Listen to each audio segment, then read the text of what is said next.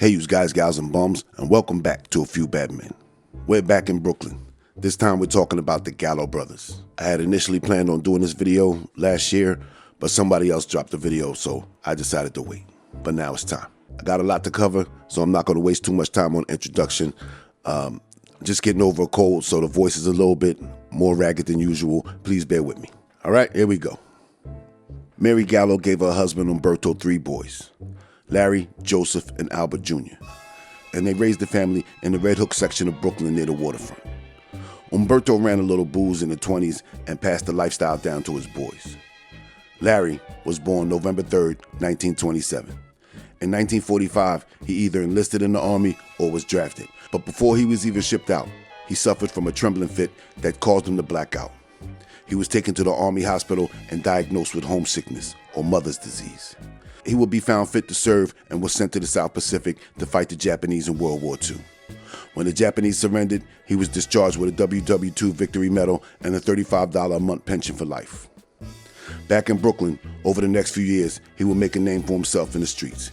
He put together a crew of tough guys and began to make money hijacking trucks and robbing warehouses. Larry Gallo was the brains and the boss of the Gallo crew, or the Mod Squad as they called themselves. But his little brother Joe would end up more famous or infamous, depending on which side of the barrel you're on.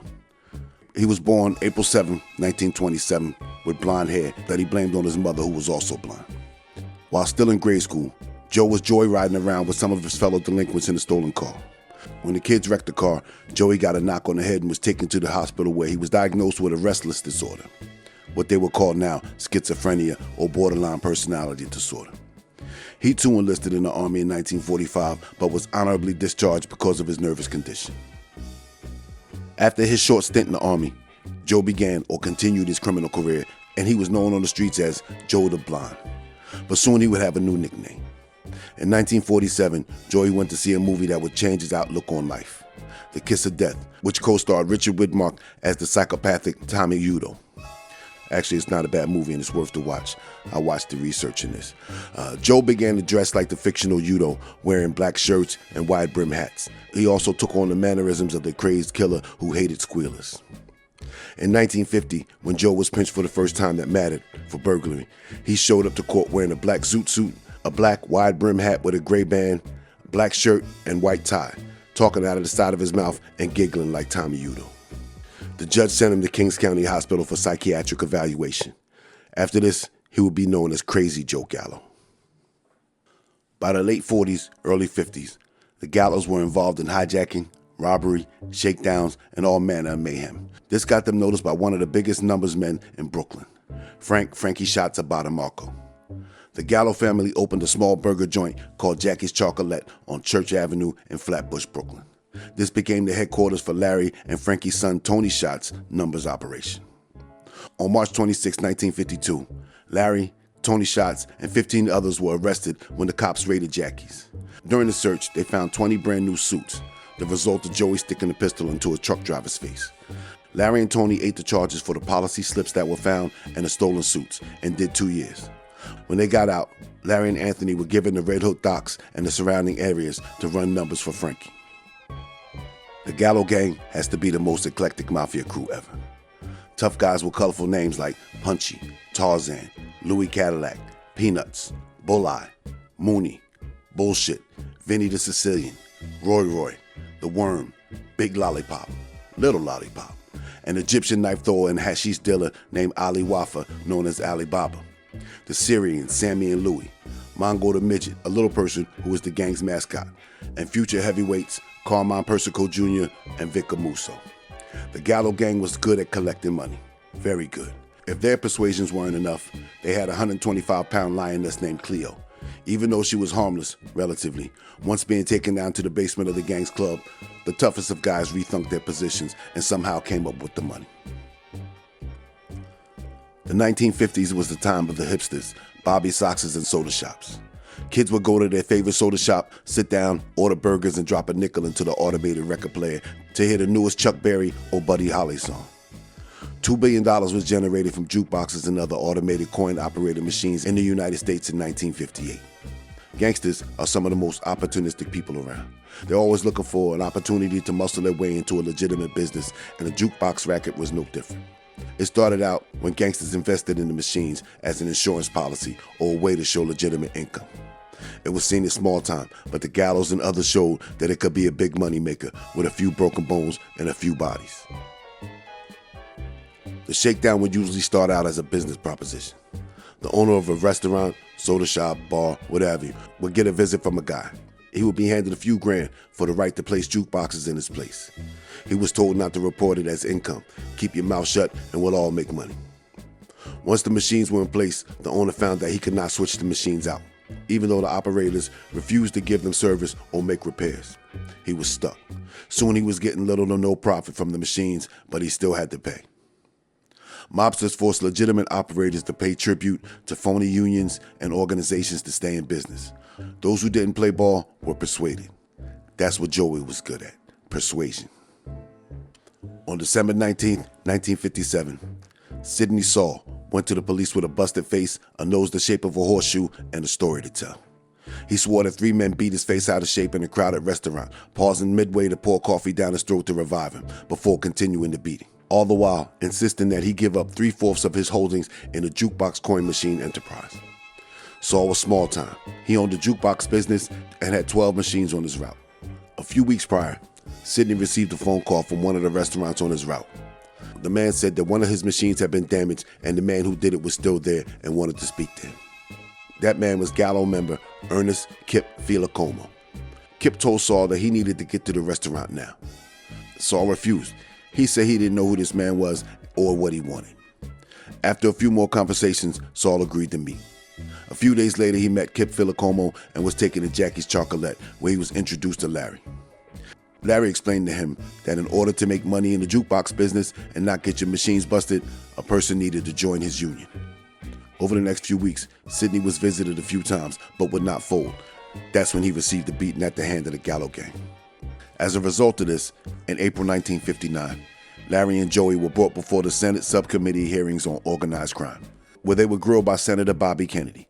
But no matter what questions the committee asked them, Larry and Joey gave the same answer for each. I respectfully declined to answer because I honestly believe my answer might incriminate me. They made it out of the hearings okay, but the publicity put a bullseye on their back. The law was now paying attention. So like I said, the Gallos worked for Frankie Schatz. Frankie was a stocky, gray-haired, well-dressed gentleman who over the last decade or so had been growing a numbers business that was now bringing in $2.5 million a year. When he was brought before a judge after the 1952 raid, he was asked what he did for a living. He said he had no business. "I just been maneuvering around. I make a bet, I win, or I lose. I've been maneuvering around." Then the judge asked, "You've had no legitimate business for the past 20 to 30 years? Frankie chuckled at the thought and said, "Oh no." Now, this judge was no saint himself. Before he became a judge in the late 30s or 40s, Samuel Leibowitz was the biggest defense attorney in New York. He helped a lot of men stay out of the electric chair, including upstanding citizens like Albert Anastasia, Joe Florino, and Abe Rellis. For years, Frankie Schatz was associated with the Profaci family, based in Brooklyn. Joe Profaci came to America in the 20s, already a wealthy man from the olive oil business and a made member of the Sicilian Mafia. He used his money and muscle to gain a monopoly on the importation of olive oil into America, and by 1931, Joe had a gang that controlled bootlegging and gambling in the Flatbush section of Brooklyn. He supposedly stayed neutral during the Castellammarese War, and after Joe Mazzaria's last lunch, Salvatore Maranzano named Joe Profaci as one of the heads of the 5 families. When Charlie Lucky usurped Maranzano, he kept Joe in that position. Despite his immense wealth and power, Joe Profaci was known to be greedy. He charged more tribute from the men underneath him than any other boss. And when he increased Frankie Schatz's tribute, Frankie refused. Joe Profaci was not the type to take no for an answer. In 1959, he gave the contract to kill Frankie Schatz to Larry Gallo in exchange for Frankie's operation. Larry chose the thick-neck Joe Jelly Gioeli to be the trigger man. On November 4th, 1959, Frankie Schatz walked into the Cardello Bar and Grill at 256 4th Avenue and ordered a beer. Outside in the car sat 4 men. 2 of them covered their faces in red bandanas and waited. Frankie downed his beer, said so long to the bartender and walked out front. He saw the two men coming at him with their faces covered and ran back inside. One of the men sent a slug through the front door before kicking it open. The bartender and the patrons hit the floor and took cover. Frankie Shots was running for his life, screaming, "No, no," but it did him no good. 6 slugs put an end to the Policy King. The shooters calmly turned and walked out, dropping the murder weapon at the door as they escaped. With Frankie Shots gone, the Gallo sat back and watched as old man Profaci gave Frankie's operation to one of his in-laws. Now, time out. The legend has it that in 1957, Joe, Larry, and Carmine Persico killed Albert Anastasia and were rewarded with membership into the Profaci family. But they were not the killers of the Mad Hatter, and according to Persico's book, he was the only one who was made in 58, right after the murder. And from what I know, the books were closed until the mid-70s. But if any killing got Larry and Joe their button, it would be the Frankie Shots hit, not the Anastasia hit. All right. They waited for a while to see if Profaci would give them their due. But after waiting a year, instead of bending it over and taking it, the Gallos decided to fight back. Although they were outnumbered, they had balls. They planned to kidnap the family administration, including old man Profaci himself, hold them hostage in hotel rooms, and get the commission to broker a deal between them and Profaci. In early 1961, the Gallos snatched Joe the Fat Man Magliocco, the family underboss, Salvatore Sally the Sheik Musacchio, a high-ranking capo, Frank Profaci, Joe's brother, and John Schimone, Profaci's driver and muscle. The plan almost worked, but they were not able to get Profaci himself. He got wind of the plan at the last minute and headed to Florida. The commission demanded that the Gallos release the hostages unharmed before any negotiations could begin. The men were released, and the commission ruled that Joe Profaci paid the Gallos $150,000, but Profaci couldn't and wouldn't let this slide. The gang continued to dominate the jukebox business in Brooklyn. They expanded to cigarette machines, soda machines, anything automated they had a stake in. But things began to unravel when the bullet-riddled body of Morton Rosenberg was found in a parked car on West 13th Street and Avenue W in Brooklyn's Bath Beach section. Rosenberg was a half-partner in a restaurant that had a few jukeboxes. When the police searched the body, they found several papers that connected him to a man named Theodore Teddy Moss. A tail was put on Moss, and he was seen talking to Joe. Teddy Moss owned a check-cashing business and 3 bars, but he was no friend of Joe Gallo. When the police observed him, he was in the middle of being shaken down by Joe. The trouble started for Moss when he told High Powell, a jukebox union rep who was associated with the Gallos, that he was having some problems making collections. The next day, Powell returned with Sid Slater, Joey's frontman. "I heard you're having some troubles." "Once in a while, but I usually manage okay," said Teddy. Sid then offered Teddy a truckload of hijacked liquor for $48,000. Teddy was surprised. He said he didn't have anywhere near that money, and he wasn't looking to buy any booze. Sid offered a third, and Teddy again said that he didn't need anything. Sid left, and 15 minutes later, he returned with Joey and his muscle, Nicholas Bianco and Anthony Camarona. Joey began to question Teddy, asking him, how was he doing his friend like that? He's trying to do good by you, and this is how you treat him? Over the next few days, Joe met with Teddy, threatening him, slapping him around, and demanding to see his books.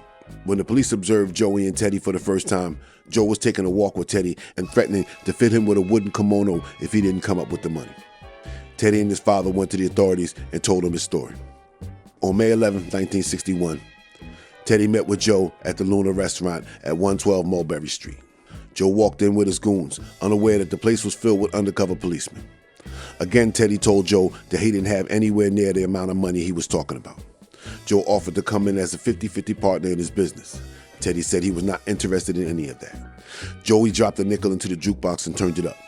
He moved in close and said, if you need some time to think it over, we can put you in the hospital for 4 or 5 months. That'll give you some time. One of Joey's men noticed that the outside of the restaurant was crawling with police, and the gang panicked. The police raided the place and arrested Joe and several of his men. Joe was taken to the station and charged with extortion and was released on $10,000 bail. The gang's headquarters was a jukebox warehouse at 51 President Street, the building their mother grew up in. The police were on to the Gallows and took over a vacant apartment on the block and kept a close eye on Larry and the gang.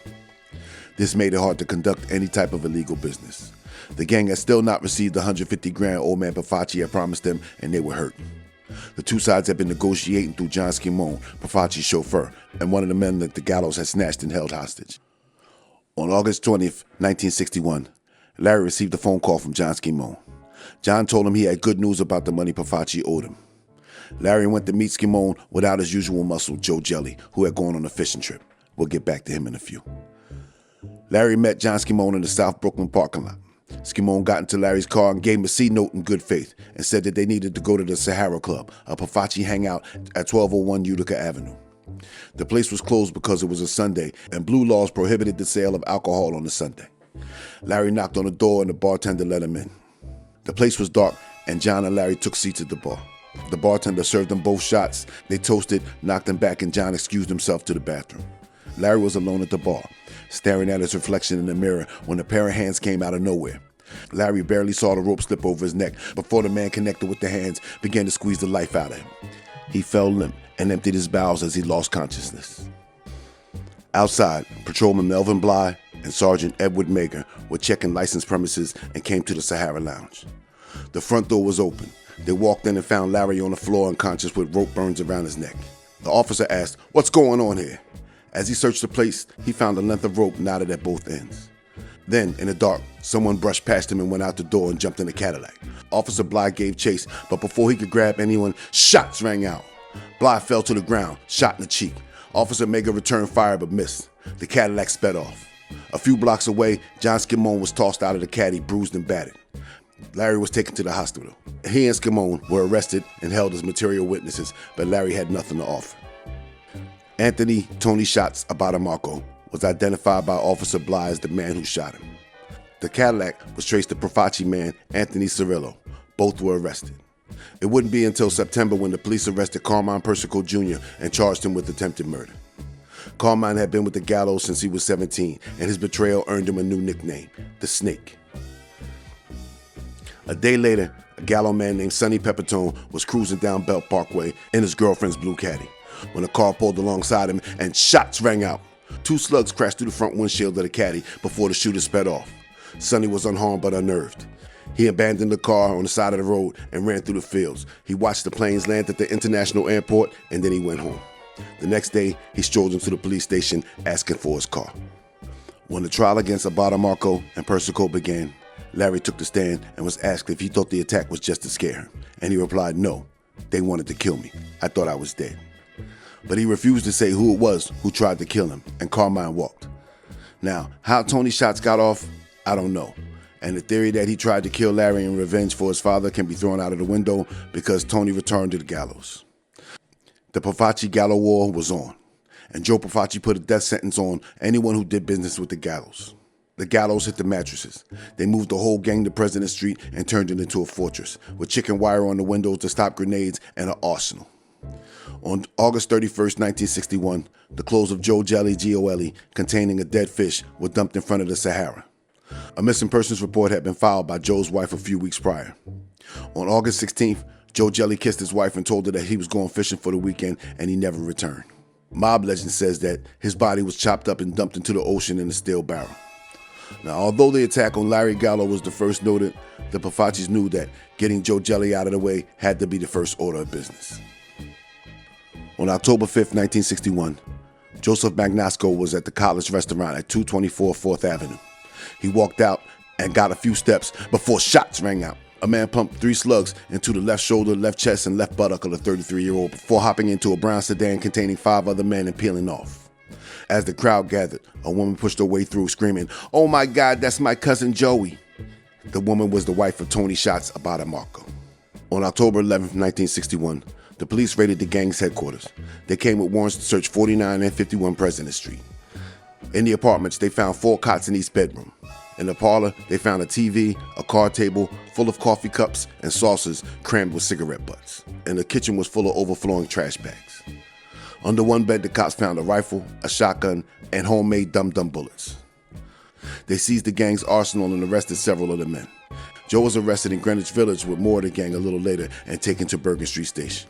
In November, Joey was finally sentenced to 12 to 14 years for the extortion of Theodore Moss. The dormitory on President Street was dark and gloomy, and the guys felt it could use a fresh coat of paint. On December 11th, 1961, 30-year-old Gallo man Larry Carner, a.k.a. Big Lollipop, pulled his car in front of a paint store at 312 Court Street. Big Lollipop and 3 other Gallos strolled into the store unaware that they were being followed. When they came out of the store, a car pulled up. 2 arms and 2 guns stuck out the window, and shots rang out. 5 bullets flew at the gangsters. 3 of them ran back into the store. Big Lollipop dove through the concrete but caught one in the leg. So did the 18-year-old passerby, but they would both survive. December 14, 1961, a Gallo man named Salvatore Sally DeSimone was in front of his candy store at 494 President Street. He told his son Anthony that he was going across the street to his house. When he stepped outside, a sedan screeched to a halt and shots rang out. 2 bullets struck the 57-year-old gangster in the chest and the thigh. The sedan peeled off, and Sally called for his son Anthony DeSimone, who came out of the store running with his cousin also named Anthony DeSimone. The 2 Anthonys piled Sally into a car and took him to the hospital where he would survive. But he was arrested when the cops found policy slips in the candy store. Sidney Slater was one to get wise, but he didn't. On January 16, 1962, he walked into the Copacabana, the famous gangster club owned by Frank Costello. He came for the show, but he would need a sling for his arm after 4 Pafachi men gave him a beating in front of 100 witnesses inside the club. Lucky for him, hands and feet are better than blades and bullets. On February 1st, 1962, Mrs. Sister Baez made a quick run to the store, leaving her 6 children, ages 10 months to 6 years old, alone in the 4th-floor apartment on President Street. A few minutes later, Larry and 6 of the gang were leaving the luncheonette at 77 President Street and headed back to the fortress when they saw a thick black smoke coming from the 4th-floor window. They jumped into action. They sprinted up the stairs, burst the apartment door down, and found 5-year-old Evelyn with her hair on fire. One of the gang grabbed her, took his coat off, and smothered the fire. While some of them took the kids to safety, the others broke the windows and let the smoke out. They threw a burning mattress onto the street, broke up the wooden bed that was on fire, and then threw the pieces out of the window, followed by a burning dresser. By the time the fire department got there was nothing left for them to do. They were hailed as heroes. In June of 1962, Joseph Profaci died of a liver tumor, but the war continued. As far as the Gallos were concerned, there could never be peace with Carmine Persico. On May 19, 1963, Carmine and Alphonse D'Ambrosio were driving down Bond Street near the Gras when a car pulled alongside and fired several rounds from a rifle into their car before screeching off. Both would escape unharmed. The police raided the Gallo Gang's headquarters again and found several guns and blasting caps. The youngest brother, Albert Jr., known as Kid Blast, and 14 others were taken away. Larry turned himself in after 6 weeks of police searching for him. After being found not guilty on the extortion rap that sent Joey away, Ali Wafa took a job as a chef on a cruise ship. On July 24, 1963, his ship returned from the Mediterranean and docked in Hoboken, New Jersey. Ali collected his $600 pay and headed ashore. He had just started walking up River Street when a gray Chevy with New York license plates came along, slowed down for a moment, and shots rang out. Ali fell and the car screeched off and was abandoned a few blocks away. The shooters got away on foot. Ali was taken to the hospital, where 3 slugs were removed from him, but he would not make it. Now, this one must have really hurt Joey when he got the news, because Ali was one of his best friends. He was Joey's best man at his wedding. On August 9, 1963, both sides struck 5 hours apart. Joseph Joe the Bat Cardiello, 56 years old, was a Pafachi man who joined the Gallos in the 50s and now was running with the Snake Persico. He was found bleeding from 5 new holes in his body behind the wheel of his 1960 Chevy on the Bay Ridge Parkway. 5 hours later, Gallo men Louis Mariani and Anthony Getch were rolling down Route 80 between Smithtown and Port Jefferson when a 58 Oldsmobile pulled alongside and shots rang out. Louis was hit once in the head and Anthony was hit several times, as was Louise Mangiamelli, a passenger. They were all taken to the hospital where Louis Mariani would succumb to his injuries. Larry and Albert Jr. were sentenced to 30 days for gun possession stemming from the latest raid. On May 18, 1968, Larry Gallo died of cancer. He was 41 years old. Joey was originally sent to Attica to serve his time. While there, he showed a different side of himself. He began to paint and read. When he was transferred to Dannemora, he joined the Gangsters Book Club with another longtime dope man, Sammy Katz. This guy sold dope back with Louis Lepke and Charlie Lucky in the 30s. Joe began to study the great philosophers and showed that he was not just a muscle. The racial tensions in the 60s were very high, but Joe didn't let race stop him from talking to whoever he wanted. He befriended black prisoners and even sided with them when white inmates refused to get haircuts from black barbers. Joe went to the prison barber shop, and when it was his turn, he walked past the white barber and sat in the black barber's chair. This caused some animosity from the white inmates, but what did he care? Joe made friends with and became sort of a mentor to future Harlem drug lord Leroy Nicky Barnes. It was Joey that taught Nicky how to organize his operation like the Italian Mafia, with layers of underlings to keep him protected. November 2nd, 1970 was Black Solidarity Day, and the black inmates refused to work in the shops. This started a riot. Joe told the white inmates to stay in the corner and stay out of it. During the riot, a correctional officer was injured, and Joe made his way through the crowd and brought the man to safety. This brought the ire of the black inmates. But again, what did Joey care? On March 11, 1971, Joey was released from Sing Sing, where he spent the last few months of his sentence. When he got back to Brooklyn, he was no longer in the Profaci family. He was in the Colombo family, and the new boss was Joe Colombo. When Joey left, Joe Colombo was just a capo, but while Joey was away, Joe Colombo, through cunning and treachery, climbed his way to the top seat. The two Joes had known each other for years, and there was no love lost between them, mainly because during the Gallo-Profaci War, the Colombo crew sided with the Profacis. And some reports say that Colombo was one of the men snatched in '61 with the rest of the family leadership. Joe Gallo and Joe Colombo had a sit-down. Joey wanted what was owed to him. He wanted what was promised by Profaci, his own territory, a sizable chunk of the Brooklyn waterfront, and the hijacking, loan sharking, and gambling that came with it. Plus, the $150,000 that the commission had rewarded them. The two agreed on a $100,000 settlement, shook hands, kissed each other on both cheeks, and Colombo left. But Joe Colombo turned out to be as greedy as Profaci and as two-faced as the snake.